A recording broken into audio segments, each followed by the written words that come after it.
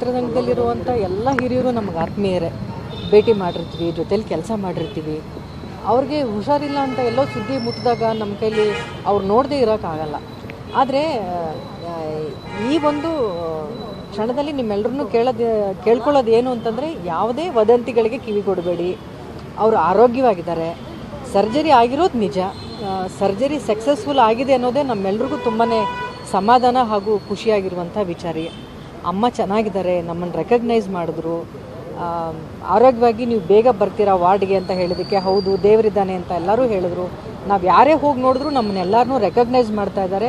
ಅದು ಇಷ್ಟು ಬೇಗ ಅಮ್ಮ ರೆಕಗ್ನೈಸ್ ಮಾಡ್ತಾರೆ ಅಂತ ಅಂದ್ಕೊಂಡಿರಲಿಲ್ಲ. ಬಿಕಾಸ್ ಮಲಗಿರ್ತಾರೇನೋ ಸುಸ್ತಾಗಿರ್ತಾರೇನೋ ಅಂತ ಅಂದ್ಕೊಂಡ್ವಿ.